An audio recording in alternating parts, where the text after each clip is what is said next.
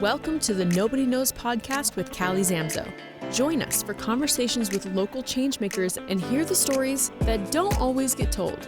It'll be honest, messy and beautiful, touching and humorous. Slow down, pour a glass, and pull up a chair.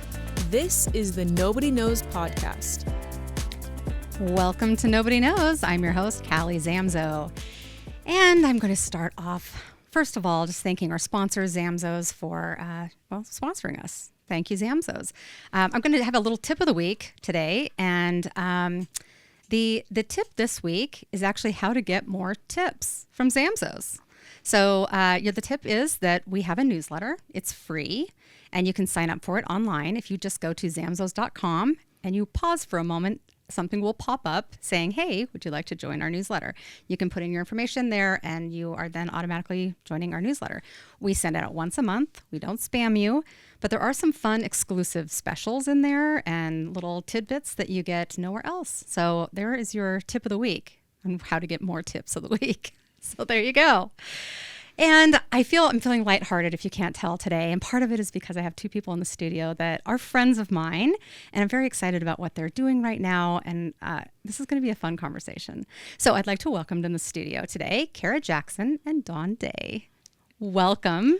Hello. To Nobody Knowz. Yeah, thanks for having us. Yes, it's great to have both of you.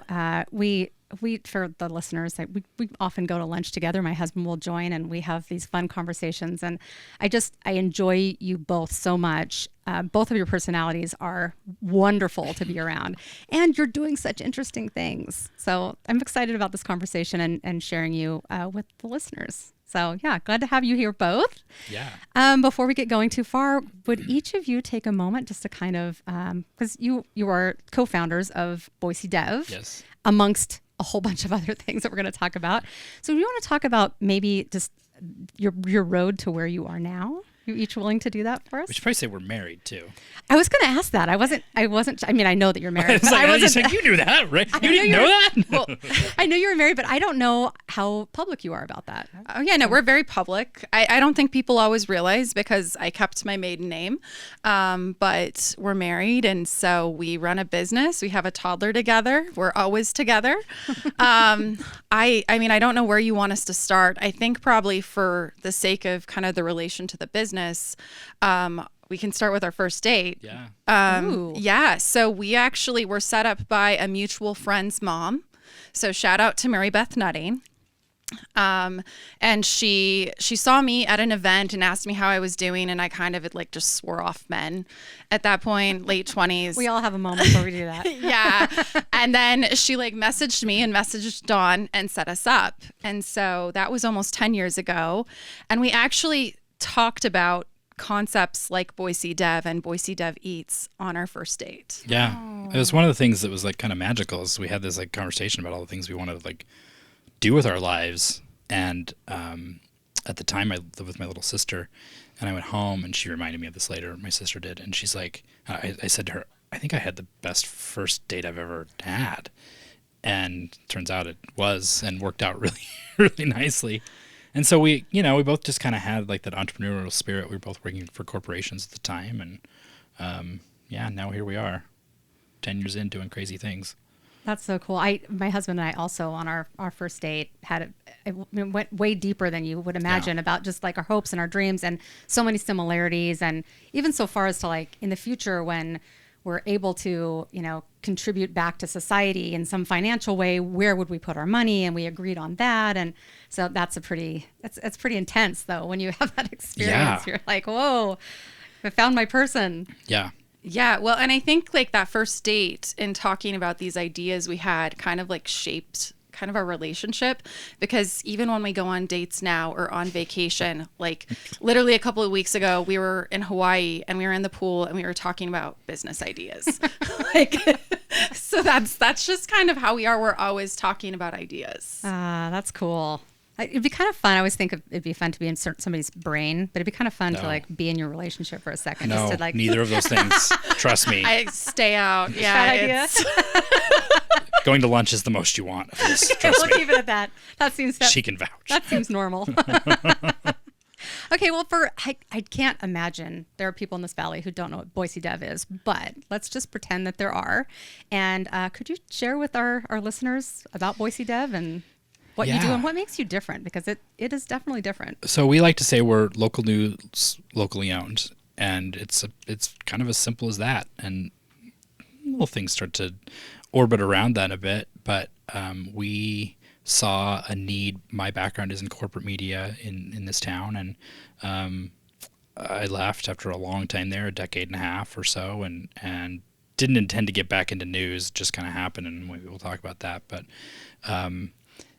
I saw this need to have reader-centered news and bring people information that they want to know. And, Kara has been along for that journey and helped build and grow this and figure out how we actually make that be a business and make money and employ people. But it's really just fundamentally like, hey, what's going on in the community and telling people what's happening. And in a time where our society is fractured in a lot of ways, often along ideological lines, but in other things too, rural and urban. And, you look for ways to connect. And for us, it's like, well, people want to know what's happening on their block. If it's a new restaurant that's opening or a building that's going up or there's a Zamzo's location opening or whatever it might be, people find that really fundamentally interesting. And we all do. Like, everybody does. And so it really just started there. And then our, I think, differentiator is we're the only locally owned commercial news outlet in town. And so all the decisions are made here by us and then by our team. And so we're not beholden to people in another state who are trying to do things at scale for 50 or 60 different news outlets. It's just us trying to figure out what makes sense for the Treasure Valley and for Valley County. Yeah, and our tagline is we put our readers first, and that's really true. In every decision, we think, well, is this something our readers want to know about?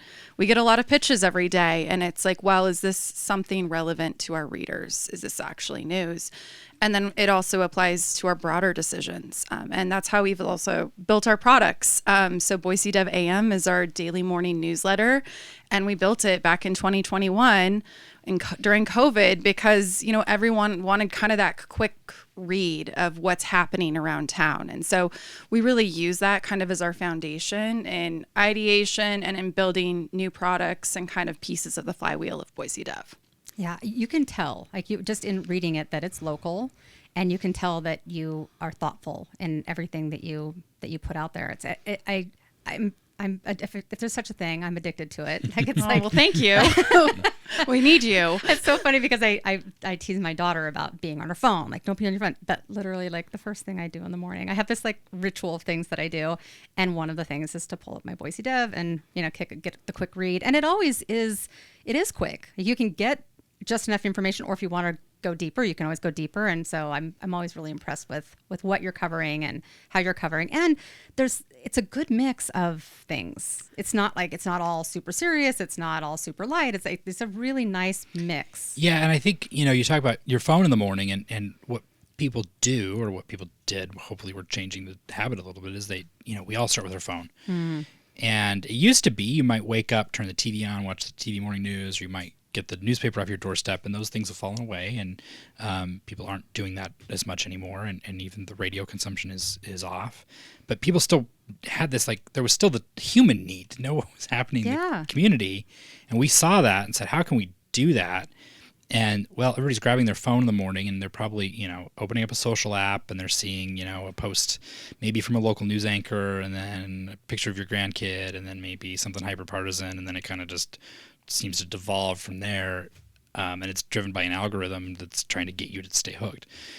And so that's not the greatest experience to know what's happening on your block, because Facebook's not going to serve it to you. And so for us, it was like, well, how do we take that? And the newsletter format was just a natural thing, because you can't fight people's behavior. They're not going to turn the TV on anymore. They're not going to go get the newspaper. They're just not. It's not coming back. Right. And so, but they have their phone. And so it's like, well, how do we capture that? And so the morning newsletters worked really well. And Gretchen Parsons, who helped us set that up, she actually just left us, had a little girl recently. And as we were figuring out the editorial mix, we're like, it needs something social. And I remember Karen and I were talking about this. I don't remember whose idea it was, but we're like, how about like a pet of the day? And I kid you not, I've been in news in this town for a really long time, a lot of time. It's the most popular thing that I've ever been involved with. We have hundreds and hundreds submitted, and more than we can ever get to. I'm sorry if you've submitted your pet and we haven't picked it.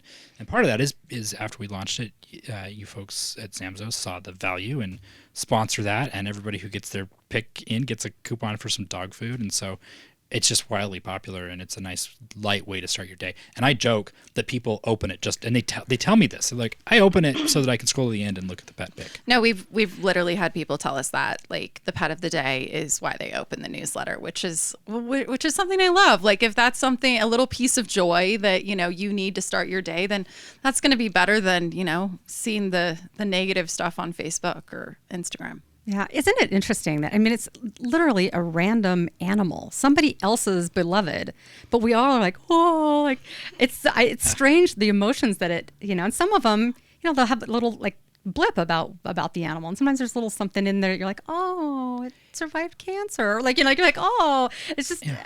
Or you'll see it in the foothills, or you'll see it doing something funny, or there's a kid in the picture, or when my little dog of a long time passed away, like Gretchen gave me the grace to let me put her in and pay tribute. And so like it's just, I think it's something that we all love our pets, but particularly it's just something that even if the news that day is a little hard, there's something in there that just makes you feel good, and you get on with your day and starts that off well. Yeah, I love it that it's at the end, because no matter what you're reading, you get to the bottom, and then there's always you're going to be left with some delightful feeling, because who's not going to smile at a cute little animal? So yeah, brilliant idea.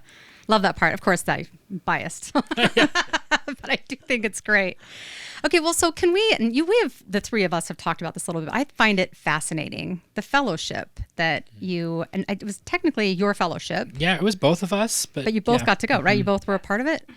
So can you talk to us about that? Because, by the way, you've talked about it. You sort of like mentioned the fellowship, and then you talk about it a little bit, but you've never mentioned how prestigious it is. That's what I just researched. I was like, holy cow, this is a very prestigious fellowship. Yeah, what happened is, I'll just say I worked at KTUB for a long time, and I left looking for new things. Basically, like 3 months after Karen and I started dating, I was like, hey, so I'm going to quit my job. And it was early enough that I was like, hopefully that's good. I really like this girl, but if it's not, I got to do it anyway because I got to get out, right? And so I kind of cast about a little bit and started a kind of a small digital marketing firm, and I was like, oh, this is not as fun as I'd like it to be. And had for a long time been tweeting BoiseDev items when Twitter was still as big as it was.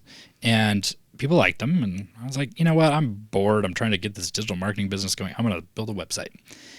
And Kara told me not to call it BoiseDev. She was probably right in hindsight, and now we're very stuck with it. I was like, well, what if you want to do more than development? And he was like, it's just my hobby. And I was like, yeah, but like it could grow. He was like, no. She saw the vision way before I did. It's just something I just need to do something to keep.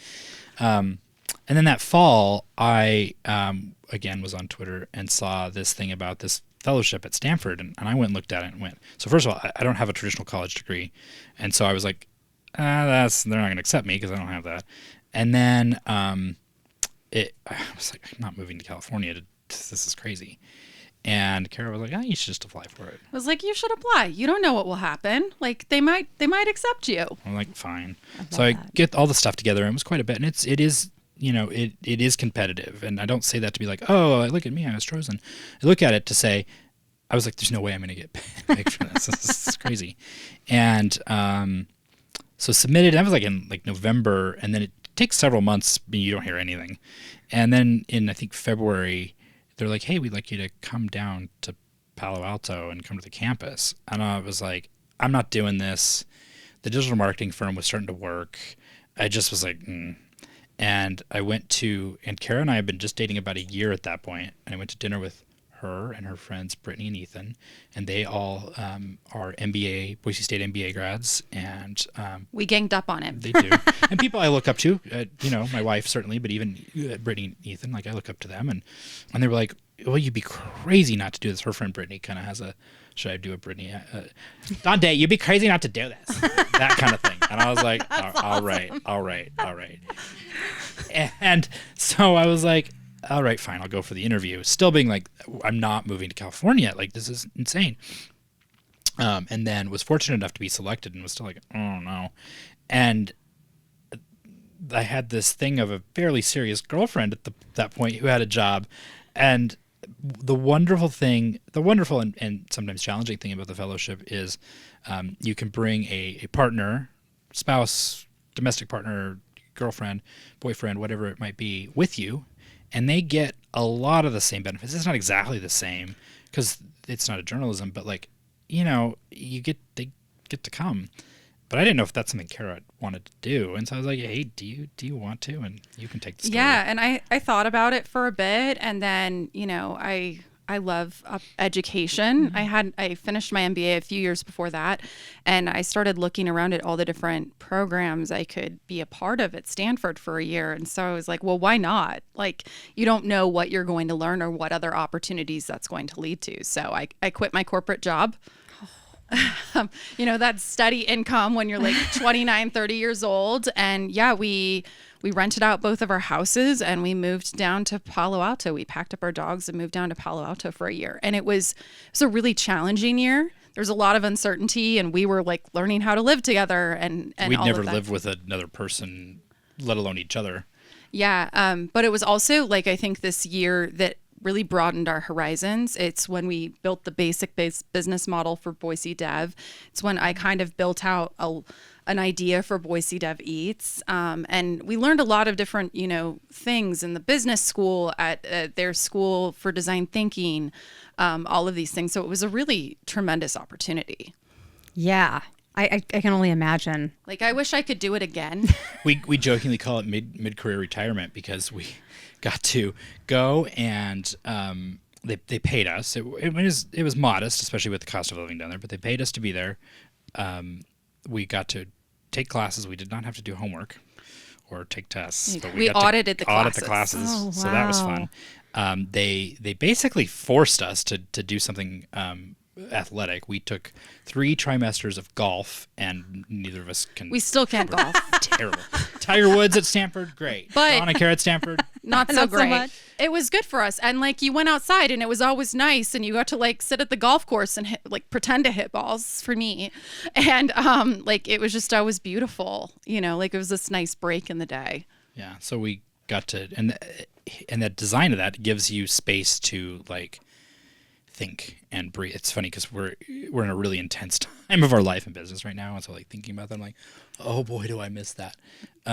And it was really special, I think, just for the opportunity to be able to go and do that. And I don't think BoiseDev would be anywhere near what it is without it. And it's not that I can point to one thing and be like, oh, well, they taught me how to do this one thing. It was just that we had a year to like consider how we might make this work. Yeah. And like, the other thing that was really cool is the number of entrepreneurs and business leaders that come in and speak. Not in the classes, but just have different, you know, speeches and opportunities. You know, we listened to Sarah Blakely and Jamie Dimon and the founder of like Bonobos. And so all these different Lorene Powell companies. Jobs, yeah. Yeah. And you missed Harrison Ford, unfortunately. I missed Harrison Ford. I like cried because I'm a Star Wars fan when I realized I skipped a lecture one day and Harrison Ford was in it. Like, That is tragic. heartbreaking. I got to play my viola in the symphony there. We got to see Yo-Yo Ma perform. Like, it was just this like year, I think, of like boundary breaking and of realizing like how much potential a person can have and you can have, and how much untapped potential there is, and thinking outside the box and thinking beyond, you know, what typical business models or typical lives look like. Yeah. You know, it's interesting. This theme of fellowships just keeps coming up. I'm currently in my very first fellowship that I was ever invited to. I cannot believe like the space that is created for growth when people when they put together a fellowship and invite people to be a part of it is, I still can't quite wrap my head around it. Like we had this thing where we were laughing about it just the other day. One of the other fellows and I were talking about the fact that like, so basically they're just, ours is a female, it's women in their midlife.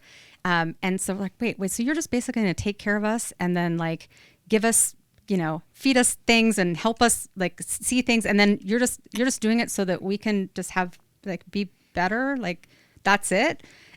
And I just get to be a part of this. Like I can't, it's so amazing to me that these get set up and we get to do them. And hearing about yours is it's phenomenal. Like what a dream. What a very cool experience. Yeah, I often wish I could go back. Or like we were joking because Dawn was the fellow and I was the affiliate. And I'm like, well, now I could qualify to be the fellow. I don't know who would run our business for us, but like I'd really like to go back and fountain hop at Stanford. And you get in the fountains at Stanford. It's a very quirky place. And I think what was fascinating for us is like we both grew up here in the Treasure Valley. And like this fellowship was 9 men, 9 women, 9 American fellows and 9 international fellows, and then all their partners. And, talking to somebody, one of our fellows was from China, and one was from Russia, and one was from Cuba. And so hearing the challenges that they face, not just in journalism, but in their lives, broadens, I think, what your brain can process. And learning from people, not to say there's not fantastic people in the Treasure Valley, that's not it at all, but it's a different kettle of fish when you're hearing somebody who talks about how, they were light on food, and so they would cut up pieces of a mop and season it and eat that. And so it lets you see that there are things out there that you just don't process as a person who grew up in Boise. Yeah. And so it was really helpful, I think, that way too, and just helping us know more about the world. yeah, grow your perspective. Yeah. I often, so we meet every other month, our fellows. And so every time I come back home, I'm like, oh, okay. Like that is a whole new set of things that have widened my horizons. And it's wonderful. I think if everybody had that opportunity, the world would be a whole lot different. Yeah. It's a very fortunate thing to get to be able to do. Yeah. Yeah. Very cool. Okay. So going back to BoiseDev. So there seems to be, at least just from just a reader, a balance of the things that you decide to share. There's a lot of things happening in this community right now. So how do you decide what you're going to, how does that whole process work? Yeah. I mean, there's a strategy, talk about the high-low and... Yeah, so we kind of have a high-low strategy is kind of the general approach. So we always try to have a mix every day of, some low stuff, what's going in on the corner over there, or like my story for tomorrow will be this, Thai food restaurant that's going in on Main Street here in downtown Boise.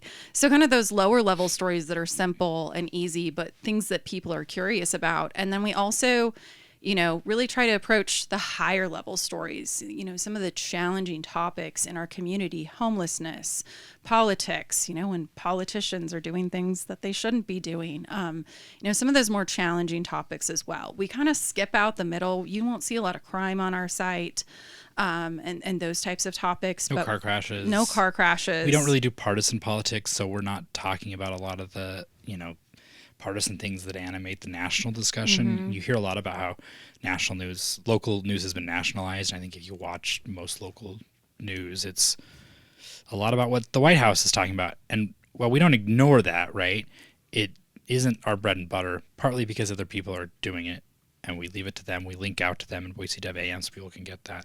But we think we can best serve our audience by focusing on things that are just very local and important here. Yeah, I also, you do a very good job of, you cannot tell, the reader cannot tell if you are biased one way or the other politically. Like you do a very good job of that so that you're not, a lot of times you will see that in certain outlets on both sides. It depends on, who's doing it, but you can see it and you're like, oh, well, clearly they're from this perspective and it's tainted a little bit.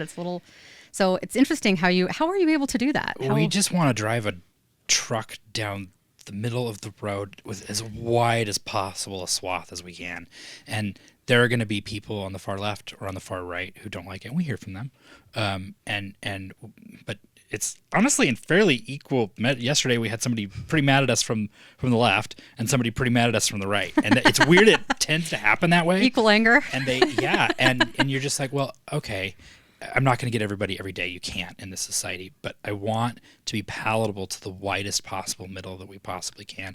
And so if you're conservative, you still need to know what's happening in your community. If you are liberal, you still need to know what's happening in your community. And if you go into a bubble and you're watching a program or a podcast or whatever it might be that's for a specific perspective, I respect that and have no issue with that.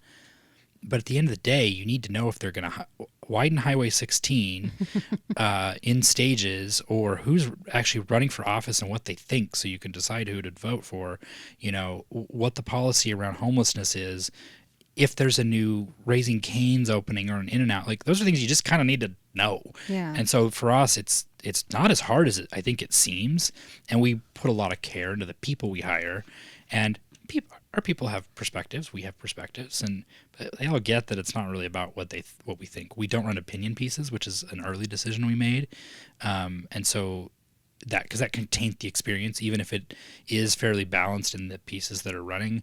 People see that and they go, all these opinion pieces that I don't agree with, and it hurts the just sort of pure information delivery that we're trying to do. So that must be written into how you guys, it's part of your mission or vision or whatever. That must be, because you're human beings. So you have strong opinions. I know this about both of you. But you're able to keep that out of it.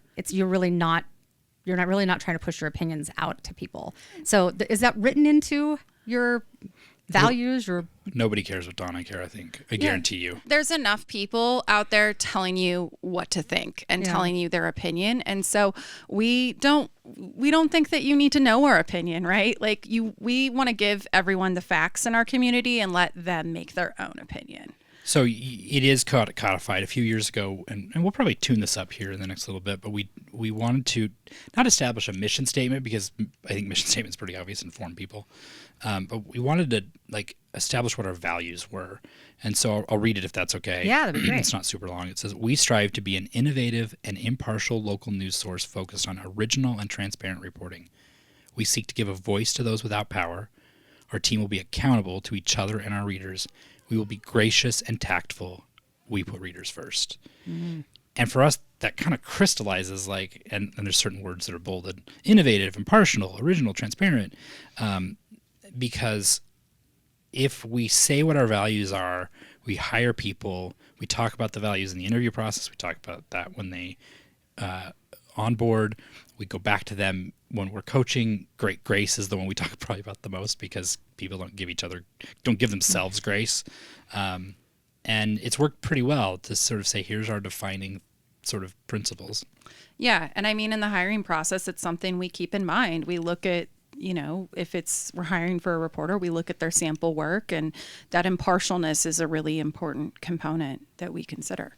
So how did you, it's going a little off topic, but I'm just curious myself, what was the process for developing that statement that you just read? Yeah, we did an offsite in McCall. It's been 3 years ago. And Gretchen actually led this session, and we just found a thing online. It was how to develop a values statement. It wasn't that complicated. And we did a whole process where we everybody put what they thought our values should be on Post-it notes, and we had it all around the room, and we boiled it down to sort of individual words. And we all agreed on here are our words, and those are actually the ones that are bolded in the statement now. And then Gretchen and I took it and wrote it into something so that it wasn't just word, because that gets kind of weird. And then Kara and I talked about it. Kara wasn't full-time in the business at the time. She was this more silent partner. And we rolled it out. And, it needs freshened. I think everything does. But it does a pretty good job. And it's a reinforcement. It is on our website. People can see it publicly. But it's more of a reinforcement mechanism internally. This is what we're trying to do. So you have built through BoiseDev, and it's taken some time. Obviously, the first time you launched it, you get a few followers, and then pretty soon the tidal wave happens. I imagine that happened at some point where I was holy cow! Now, how do you feel like you've earned trust from your readers? Over time has that been an interesting road, or is it just kind of gone with the way that you guys have conducted yourselves? And I'll be really frank. I think we're aided by the fact that it goes back to what we said in the beginning, that we're local, and corporate media has opened a lane of opportunity. Let's just say it that way. And so I think the trust has been somewhat easier to earn because people look at it and go, well, this is kind of what it used to be. And there's not somebody trying to tell me what they think all the time. And it's not to say that there isn't good work done in other places. It's not that. There is, and we link to it every day. But when you load our homepage, you're kind of like, okay, these are things happening. And you might not be interested in all of them. That's okay. But typically, we think about like, you know, we run between 4 and 6 stories a day. Like, we try and have mix, so it's not all Boise, it's not all development, it's not all features, it's not all elections. There's a little bit of everything in there.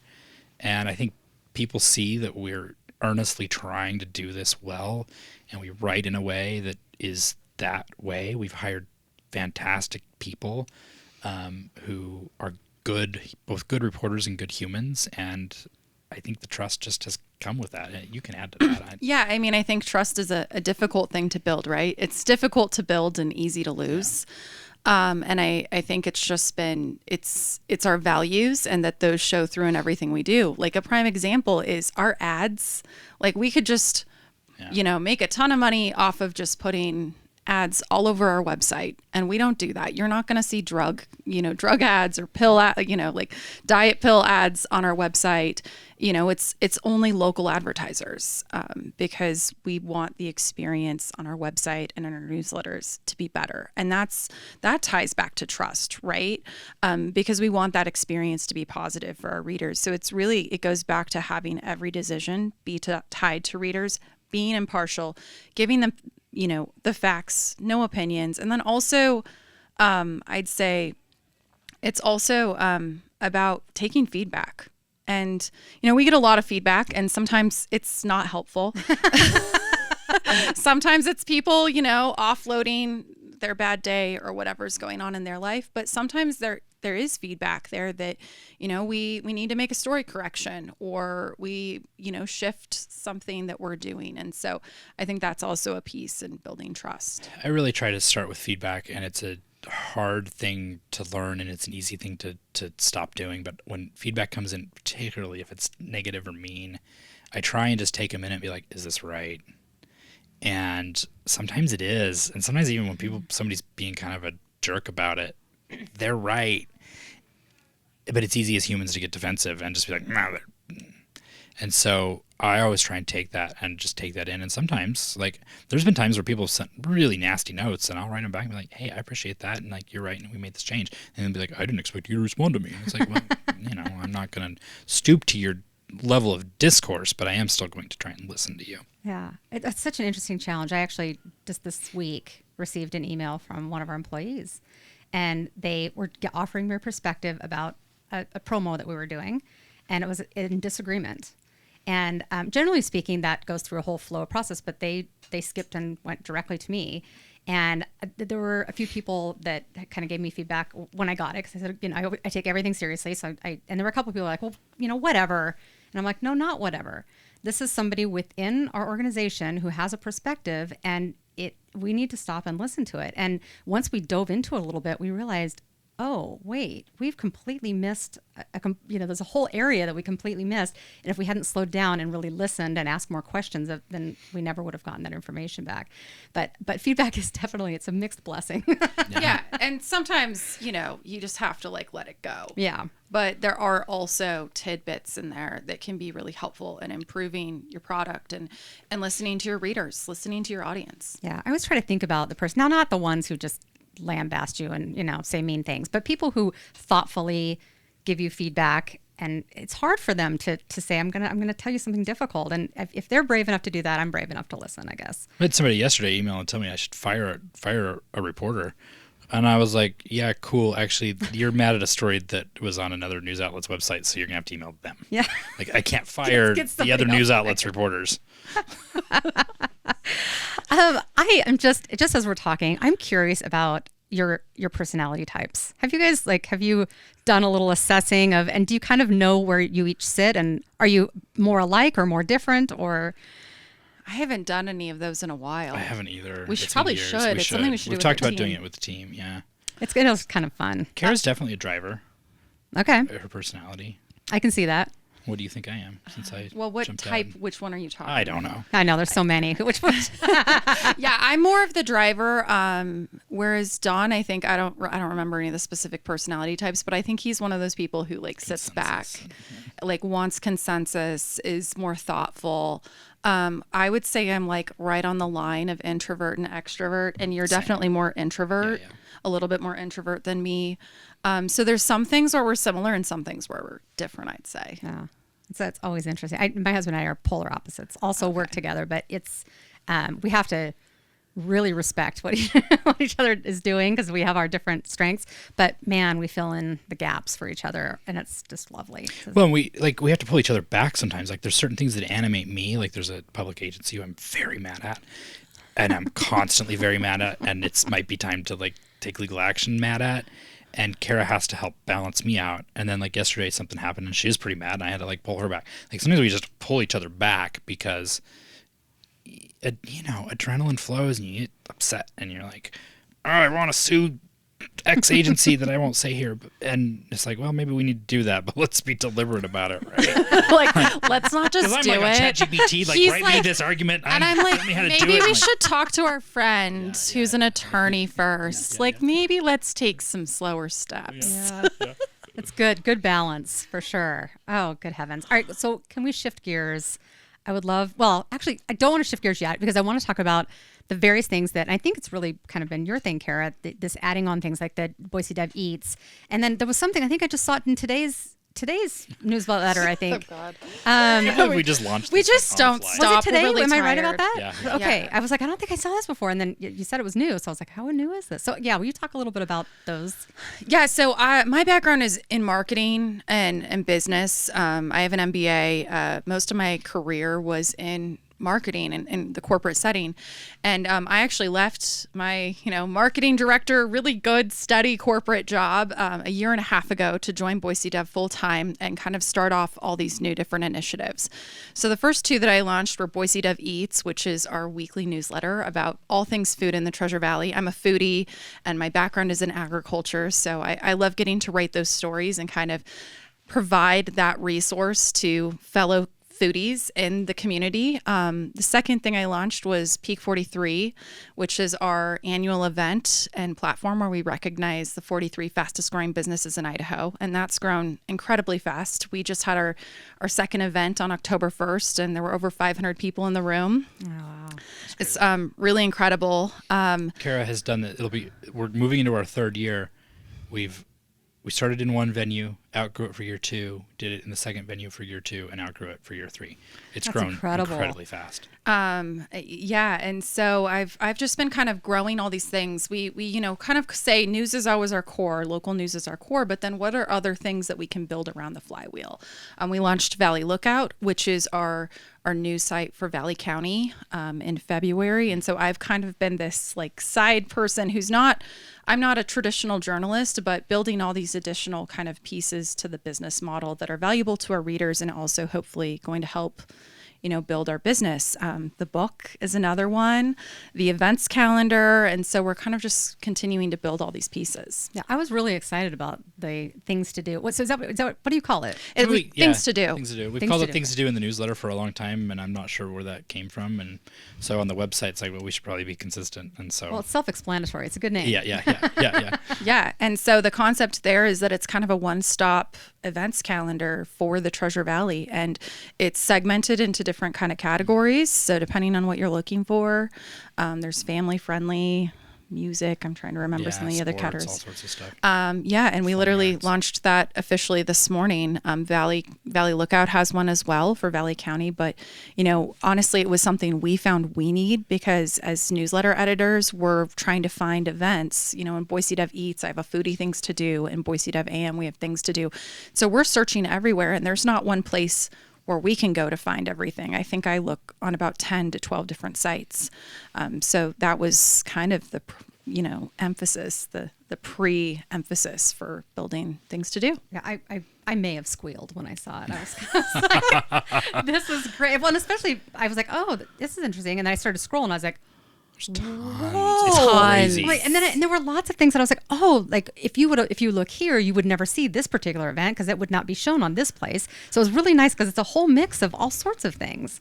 Really, really cool. I'm excited about that. Yeah, and businesses and local nonprofits and groups can also submit their events to be added to that calendar. Yeah, that's the one kind of funny thing for a long time is we featured every day 4 events or 4 or 5 events, things to do, and we've never had a way for people to submit. They can email us, but we've never had a thing, and so now they can actually finally submit an event for consideration. That's really cool. So yeah, I'm sure there's littler events that maybe people don't have a whole bunch of budget to get the word out. It's fantastic.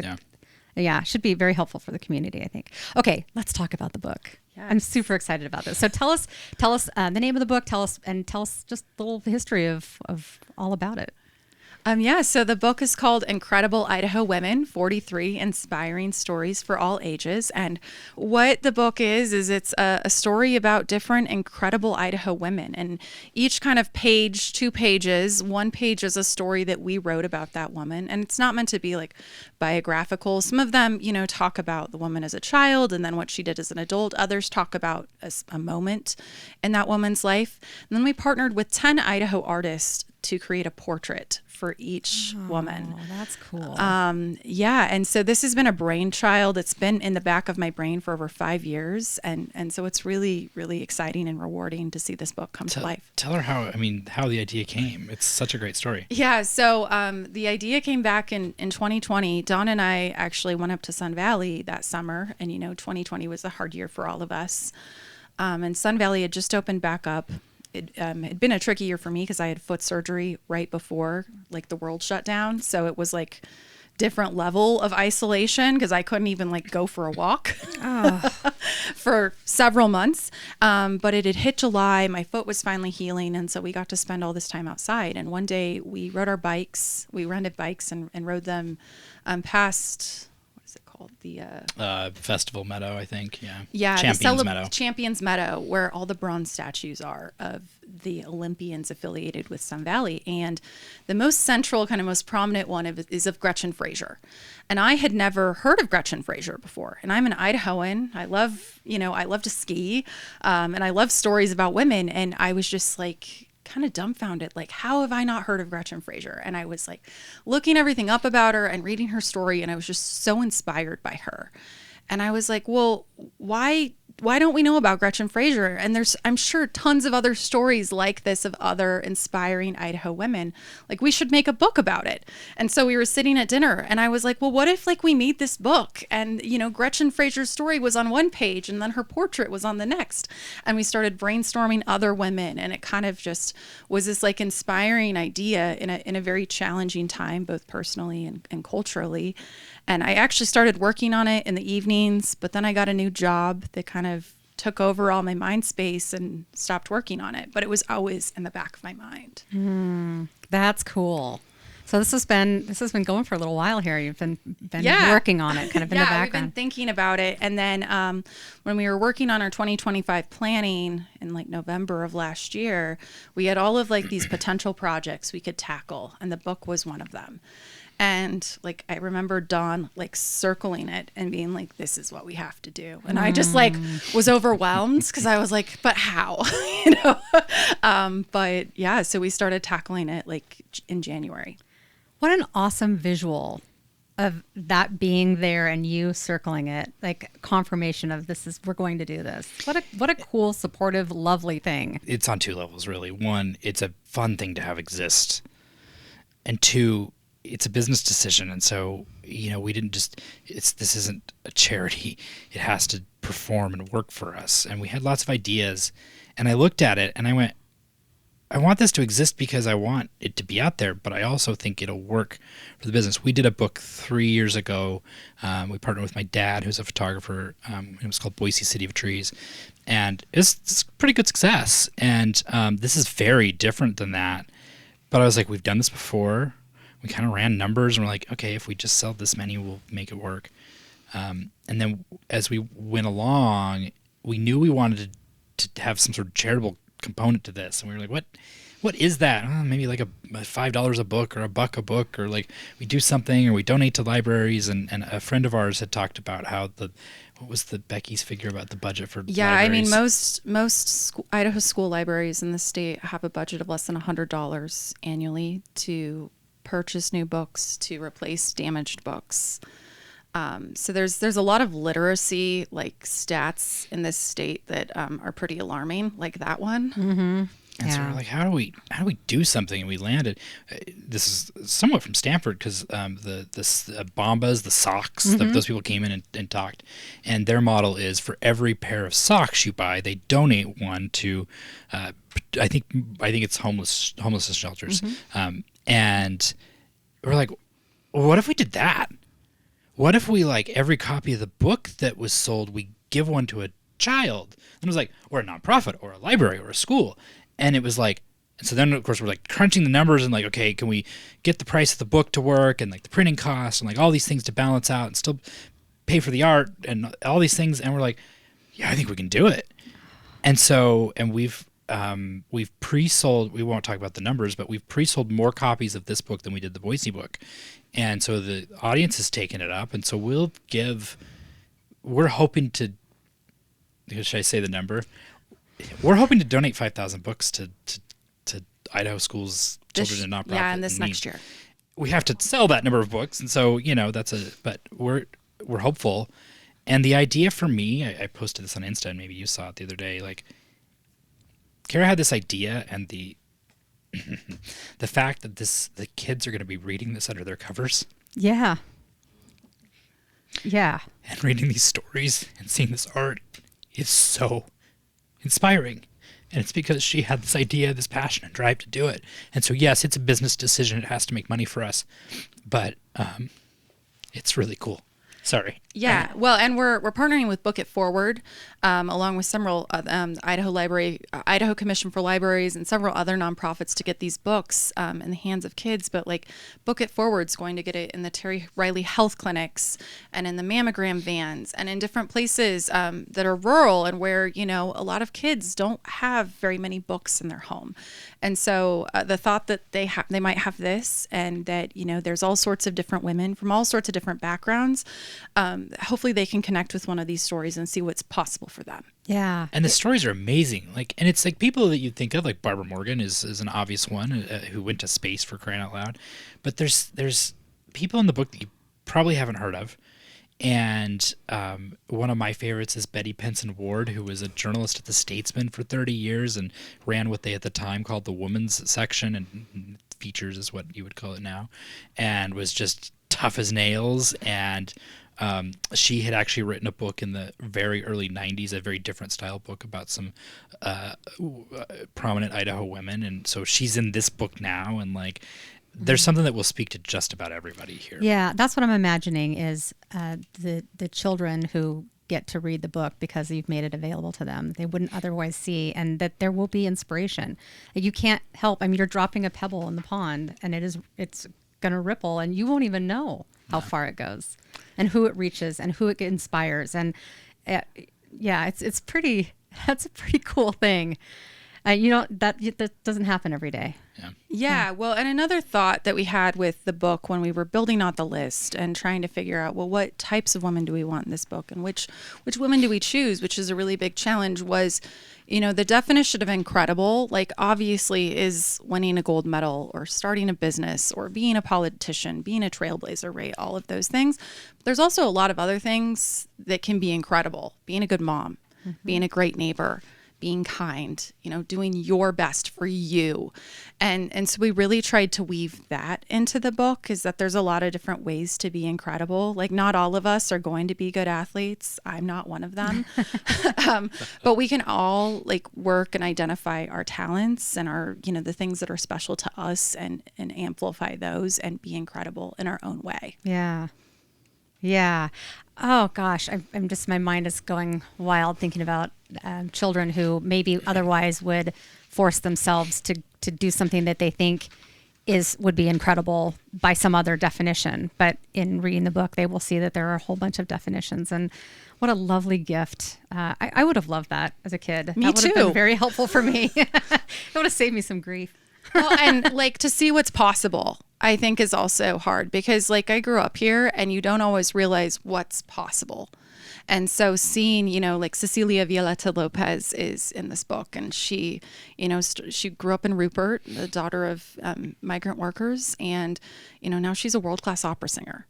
Oh, wow. And so your life can lead you wherever you want it to if you're willing to work hard enough and you have the right talent. And so I think that providing those stories to kids of all different backgrounds is really important. So give us the pitch on how people will get their hands on it if they want to buy one or 18 of them and give them to people for Christmas. Yeah, so they're for sale now at incredibleidahowomen.com. There's also a link on the top of BoiseDev.com. We have them for sale individually. We also have a buy three, get the fourth free kind of deal going on. And then we'll also be selling them at a variety of bookstores, Rediscovered Books. I'm trying to remember some of the others. Yeah, they'll be at JD's Bodega, and we've got a whole list. Old Speak. Some statewide too that we're working on. And yeah, so that wholesale list is going to grow in the coming months. And so we'll continue to update our website with some of the local places. Common Ground Coffee Shop's going to have it, Flying M, so a lot of different places here in town and also statewide. Very cool. Well, I'm excited. I'm excited about it. Very good. I'm going to take this moment to thank our sponsor, Zamzows. And I'm going to go a little off topic here. Ordinarily, I just have a regular ad, but this is, we're getting close to Christmas. And so we have a big Christmas event coming up at Zamzows at our Chinden location. And it will be on Saturday, November 29th from 12 to 6.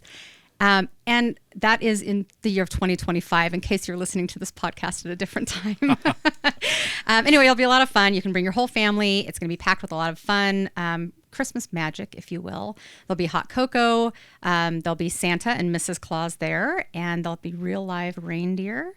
There'll be a barrel train, and families can just hang out and browse the beautiful selection of Christmas trees and just enjoy kind of it's going to be this old-fashioned, holiday day. So we hope that people will come and bring their kids, and it's no cost. We just want you to come and join us and kind of celebrate the holidays. So again, that'll be Saturday, November 29th from 12 to 6 in 2025. Nobody knows like Zamzows.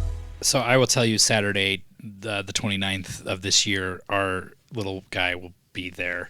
He is train obsessed. Oh, really? So we will be at the Chinden Zamzows. I'm trying to help your ad here. Oh, Right now, well, pumpkins are his thing, but I'm pretty sure Christmas trees are going to be the next big thing. So, all right. Well, very good. We'll see you there. I will also be there. So we'll hang out. It'll be good.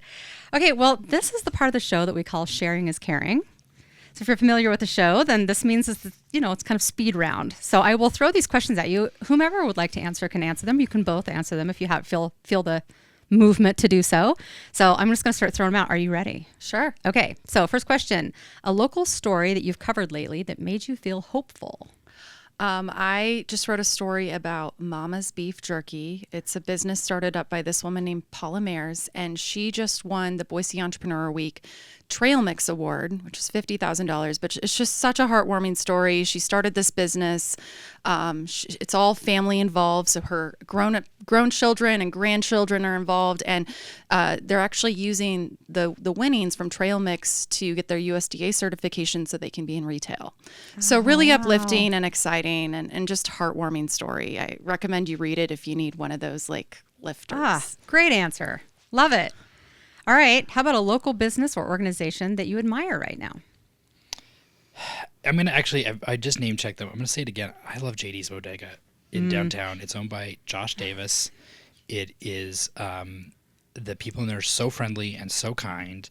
And what I love about them is they stock tons of local products.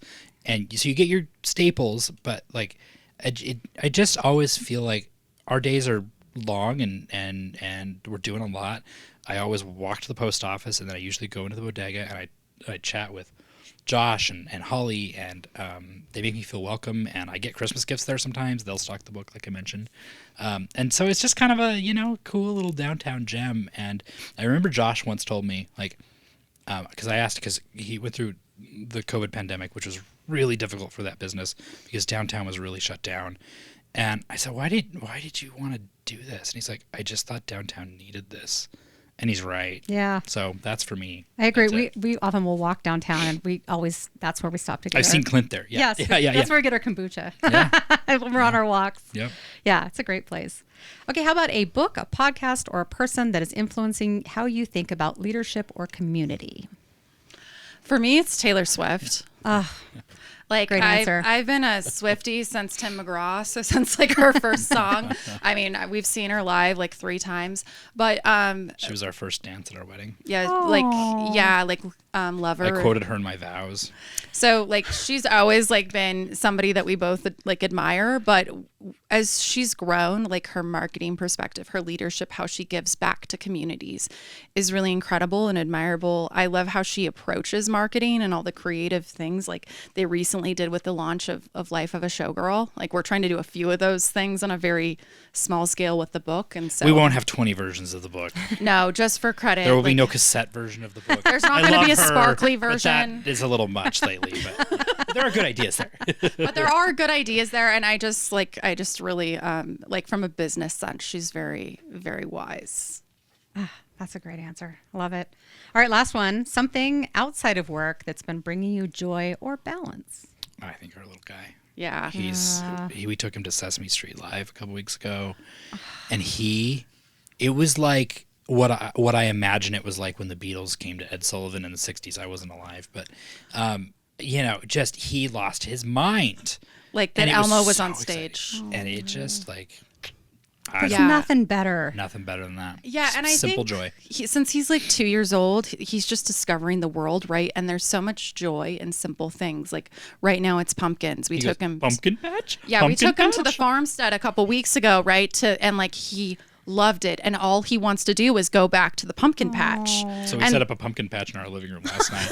Because he was asking, and I was like, I'm not taking you anywhere at 6 p.m., but we'll just hang out some pumpkins. And like that brings him joy. And so I think it's that reminder that like the little things in life can be really special. Yes. Yeah. Oh, every age is great. That is a great age. That's a pretty wonderful one. Yeah, just something new every day, right? Mm-hmm.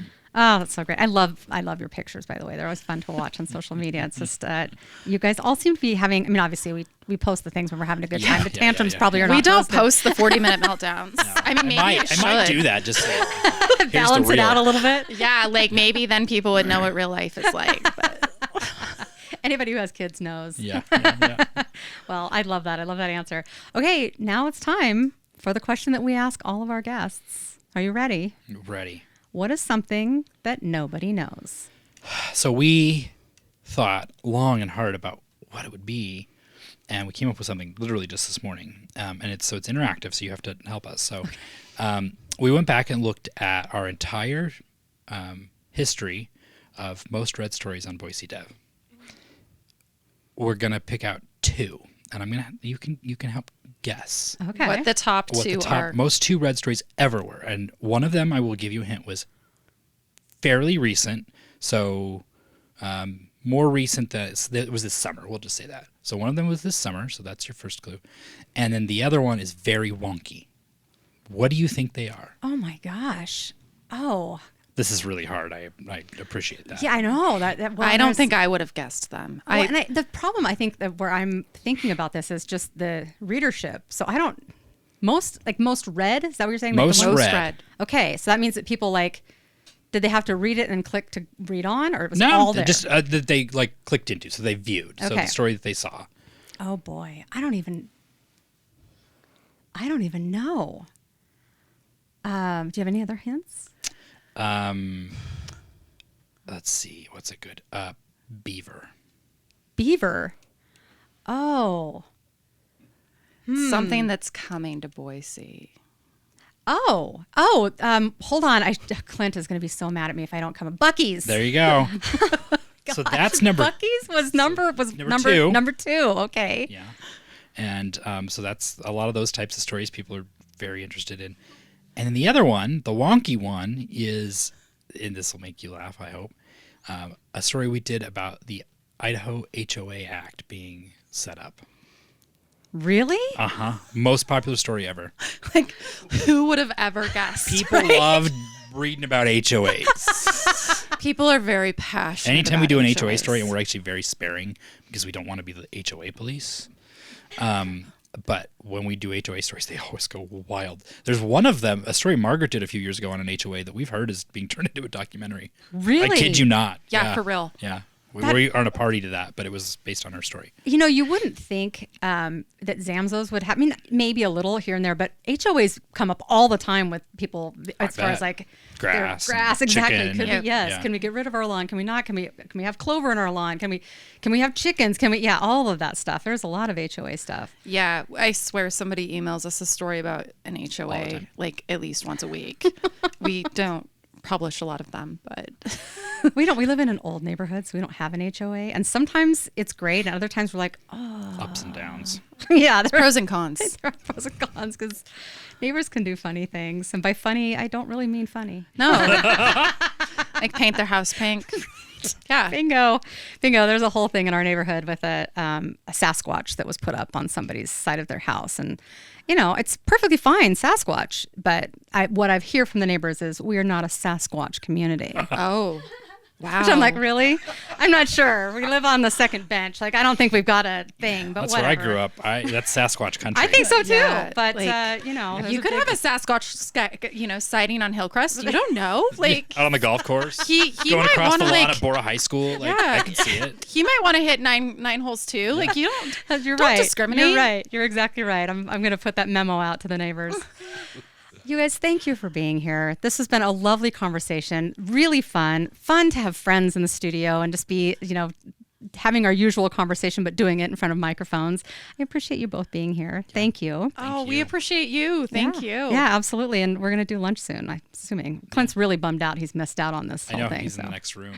We should have just he'll get to had a watch it. fourth chair. We should have. We'll think about that next time. Well, thank you again for joining us. Really appreciate it. And good luck with everything. I love everything that you're doing, and we'll continue to follow you. So this is really wonderful.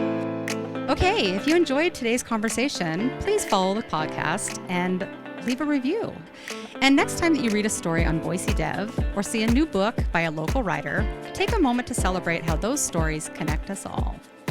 Next week, we'll hear from another incredible voice shaping the Treasure Valley. And until then, thanks for listening.